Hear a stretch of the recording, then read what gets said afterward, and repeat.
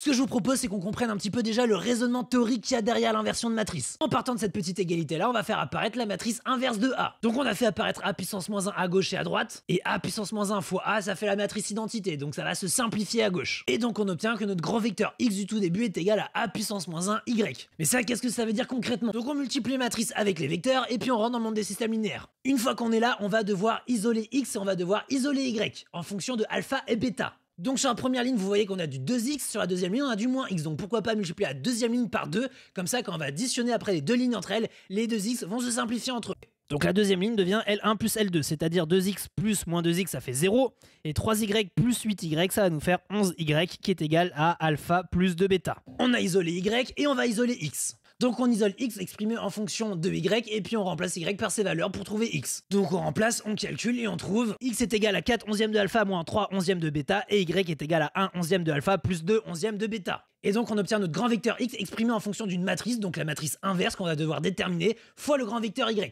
Et donc là, il n'y a plus qu'à placer les coefficients qu'on trouve dans notre système linéaire. On a que x est égal à 4 onzièmes de alpha, donc ici on va avoir 4 onzièmes, moins 3 onzièmes de bêta, donc moins 3 onzièmes. Y c'est 1 onzième de alpha, plus 2 onzièmes de bêta. Donc notre matrice inverse ici, c'est 4 onzièmes, moins 3 onzièmes, 1 onzième, 2 onzièmes. Et c'est sûr qu'avec la formule vue en cours, ça on peut le trouver beaucoup plus rapidement, mais c'est du par cœur, c'est débile, vous travaillez pas le raisonnement. Donc là on a trouvé la matrice, on va passer à une autre matrice de taille 3, et cette fois-ci, la formule il y en a pas, donc on va devoir réfléchir. Allez, on est parti avec la matrice B qu'on va devoir inverser. Donc c'est pareil, le début c'est toujours le même, on part de notre égalité, Bx est égal à Y, on passe dans le monde des matrices, on développe, et on passe dans le monde des systèmes. On obtient ce joli petit système à résoudre. Ce que je vous propose, c'est qu'on touche pas à la première ligne, et on va faire les modifications sur la deuxième ligne et la troisième ligne. Donc sur la deuxième ligne, on voit que si on prend la deuxième ligne plus la première ligne, eh bien il va y avoir des termes qui vont se simplifier. Les x ils vont partir en vacances entre eux, les y vont partir en vacances entre eux, et il va nous rester seulement du z, donc ça c'est super. Donc dans la deuxième ligne, on injecte la première ligne plus la deuxième ligne. Donc ici x plus moins x, ça va nous faire 0x, moins y plus y, ça nous fait du 0y, et z plus z, ça nous fait donc du 2z, est égal à alpha plus bêta. Et maintenant si on regarde bien, on voit qu'entre L3 et L2, il y a deux termes qui vont pouvoir se simplifier.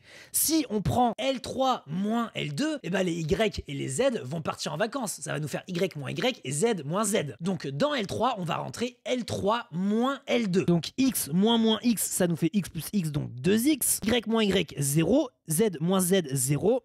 Qui est égal à gamma moins bêta. Donc là, c'est super, parce qu'on a réussi directement à isoler x et directement à isoler z en fonction de alpha et bêta. Donc on va un petit peu bidouiller tout ça. Et donc maintenant dans la première ligne on va isoler y vu qu'on a déjà trouvé x et on a déjà trouvé z. Et maintenant il n'y a plus qu'à remplacer par les valeurs de x et de z dans y. Donc on obtient les valeurs de x, y, z. Ensuite on repasse dans le monde des matrices, on obtient que notre grand vecteur x est exprimé en fonction du grand vecteur y fois une matrice A-1. Donc là il n'y a plus qu'à déterminer les coefficients grâce à notre système. Donc x est égal à moins 1 demi de bêta plus 1 demi de gamma, donc il n'y a rien du tout en alpha, moins 1 demi ici et 1 demi ici. Pour y, on a du moins 1 demi de alpha, on n'a rien du tout en bêta, et en gamma, on a du 1 demi. Et pour z, on a du 1 demi en alpha, 1 demi en bêta, et rien du tout en gamma. Et donc là, on vient de trouver la matrice inverse de B. Waouh! Allez, on va augmenter un petit peu la difficulté, on est parti pour un troisième calcul d'inverse de matrice. Donc voici la matrice C qu'on va devoir inverser, toujours nos grands vecteurs x et y, ça change pas. Et on est parti pour l'égalité. On part dans le monde des matrices, et tout de suite après, on part dans le monde des systèmes. Donc on développe et on trouve notre petit système, et là, je vais vous passer une méthode de gros bourrin qui marche tout le temps, moi je l'utilise à gogo, et c'est trop bien.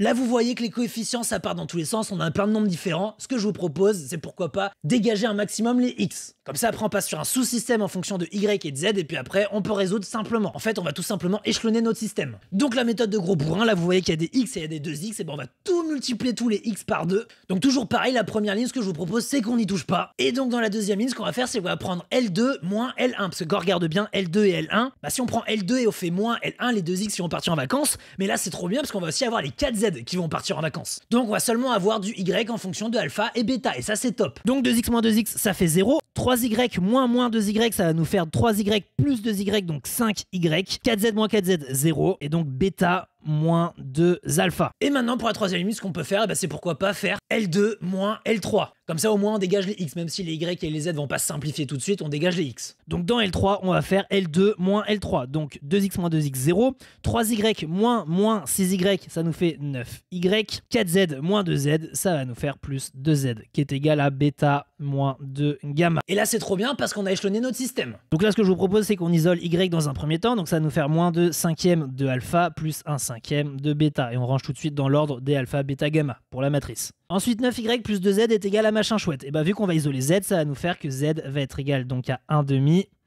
de bêta moins 2 gamma moins 9y. Et donc ensuite on va voir que x est égal à 1 demi 2 alpha moins 4z plus 2y. Et maintenant il n'y a plus qu'à remplacer tout ça. On obtient la valeur de z et puis maintenant on réinjecte tout ça dans x. Donc là je vous affiche les valeurs de x, y, z et puis maintenant on va repartir dans le monde des matrices. Donc pour x on a du moins 3 alpha, donc moins 3 en première coordonnée, ensuite du bêta donc 1 et du gamma 2. Pour y, on a du moins 2 cinquième pour alpha, du 1 cinquième pour bêta et rien du tout en gamma. Et pour z, on a du 9 cinquième de alpha, moins 2 cinquième de bêta. Et pour gamma, on a du moins 1. Et on obtient la matrice inverse de C. Waouh! Ce qui est génial avec cette méthode, c'est juste de la résolution de système. Cette méthode, elle marche aussi bien pour les matrices de taille 2 que pour les matrices de taille 3, pour les matrices de taille 4, pour les matrices de taille 37. Et je le répète, il y a aussi le pivot de Gauss qui marche, mais le pivot de Gauss est largement moins polyvalent. Petite anecdote, le pivot de Gauss, je m'en suis servi 2 ou 3 fois en prépa, et puis après, plus jamais de toute ma scolarité mathématique. Le pivot de Gauss n'est pas du tout un outil essentiel. Et en plus, c'est juste une méthode que vous comprenez même pas, vous faites les choses bêtement. Alors ça, je dis pas que la méthode, elle est pas incroyable dans le fonctionnement, hein. Mais c'est juste que quand vous l'utilisez, vous raisonnez pas. Gauss, lui, quand il l'a trouvé, il savait ce qu'il faisait, vous, pas du tout. Donc vous êtes complètement en perdition intellectuelle et c'est bien dommage. Bon bah voilà, j'espère que la vidéo t'a plu. Si c'est le cas, tu sais quoi faire, tu likes la vidéo. Je t'ai rendu service, tu me rends service, merci, c'est la moindre des choses. Au passage, tu peux aussi t'abonner. Si tu t'abonnes pas, tu loues toutes les prochaines vidéos, c'est ton problème, c'est pas le mien. Tu peux commenter, tu peux partager si ça te fait plaisir. En tout cas, moi, ça va me régaler. Bon, bah, ce que je te propose, c'est qu'on se dit à très vite pour une prochaine vidéo. Allez, salut!